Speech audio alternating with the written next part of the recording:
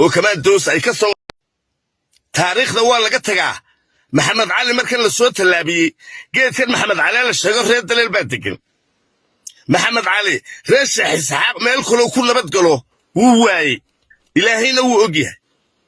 مركن ريد اللي ورنيو وهل كان كمان بدقل سدوة المعلومة بفقة شوي من الساعة ما لها كلا إسكت تقول حيدي قلت كلا يا أقل كلو عن ريد للحين متجي نكلا جوجي كرنا يودي أحمد موسوقتي نعي نكلا يدا وكمان دوس أي كسر وضقاتين مصر أيا كان الرد اللي نحدي سو يسوقنا وآمني أو والله يا ما ترى سوي ديك التوضياش الديجانك إنه يدي هل كامل أنا هاي لا نقوم تجوجي خبر أول عدي عنه قوانه لا والله إندود بانو أي شيء كذا صاحب يال نينكا إن الدعوتين برجينية نينكاس واو ذكرنايسان waxaan u soo qaatay waxay tahay taariikhda beenta ee uu faafinayo ee waxba kama jiraanka ah iyo dabcan dad qabriyada ku jira oo u halgamay dadkan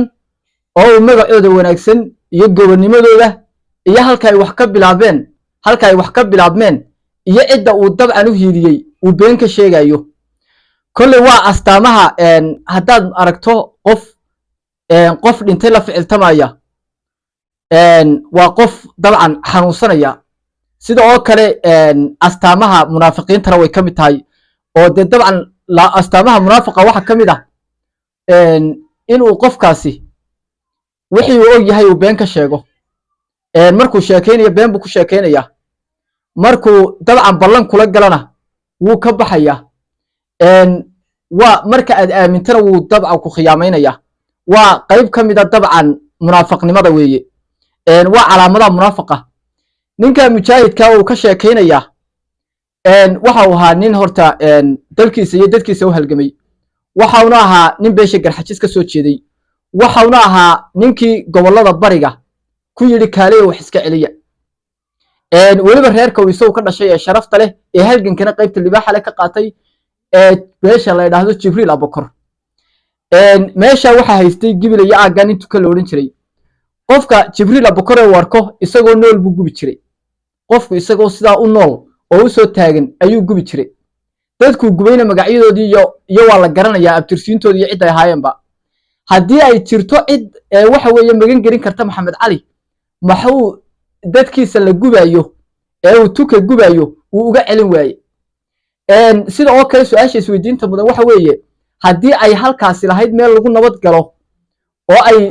Djibouti oo ay waxa weeye Ethiopia iyo dabcan waqtiga Soomaaliya ahayd beeshiye Soomaaliya iyo dad dhaxay ay u dhaxeeyeen maxay SNM u tagi weyday ay SNM ka doontay dhulka garxajis ee ay markii dambana dhulka maxay ka doontay dhulka habar yoonis iyo ciidan gale ee ay dabcan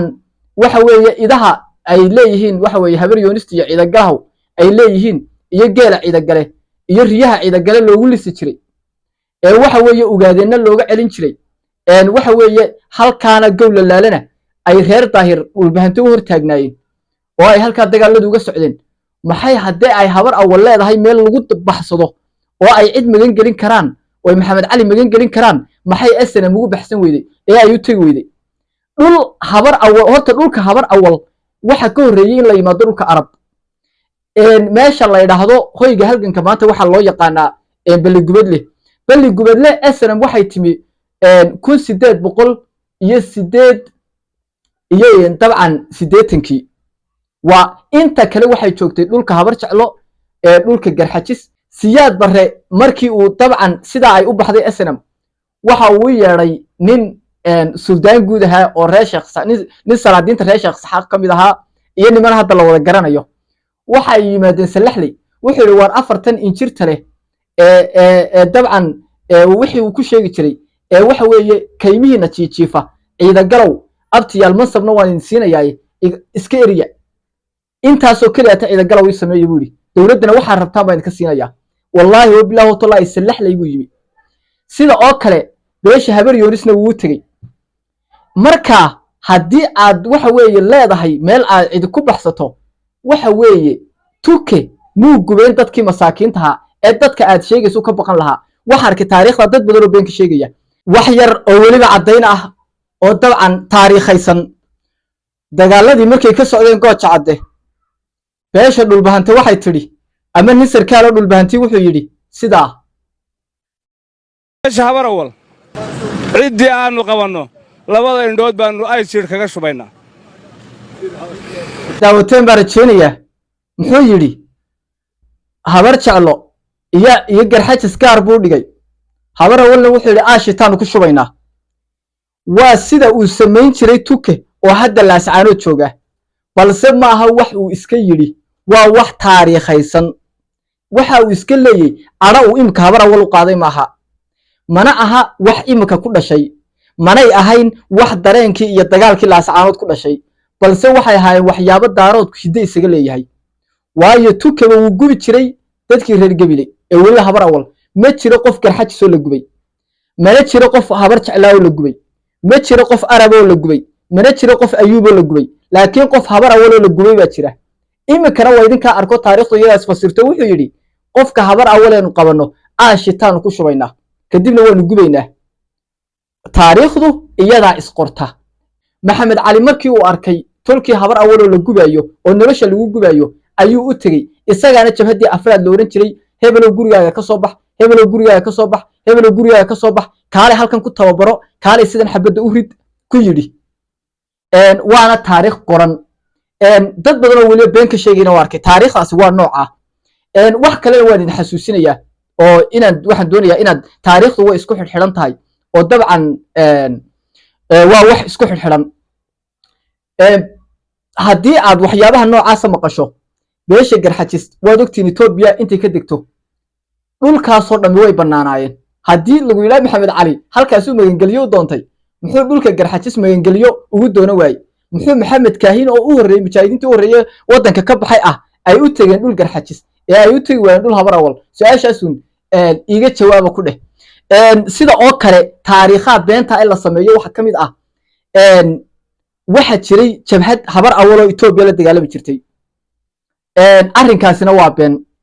markii uu xariijintaa dhigay waxa weeye ingiriisku uu xariijintaa sameeyey dhulka isaaqeena weliba qaybta isaaqa uu etoobiya raaciyey hal reer baa ka dagaalamay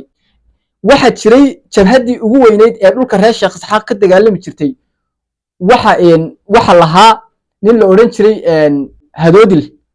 hadoodil wuxuu ahaa nin garxajisa oo habar yoonisa waana dagaalada aad maqashaane dabcan waaweynee dabcan ka dhacay dhulkeenna waxaana jirtay wakti beesha garxajis ay ku suntanaan jirtay argagixiso oo ninkii etoobiya haystay uu ku maaragtay ku suntay marka isaaquna taariikhdaas u kala leeyahy sida oo kale soomaali galbeed marka la yidhaahdo saddex reerba ka dagaalamay xaqiiqda marka laga hadlo isaaqoo garxajisa reerka ugaadeen la yidhaahdo oo ilaa haddadaaba waxa weeye haddii ay qori helaan ridaya iyo reerka ciisaha la yidhaahdo marka taariikhdu waa noocaase taariikhda beena ka sheegin dadkan inteed u cadhaysan tahay dadkan inteed u cadhaysan tahayna adeer way dhinteena iska daa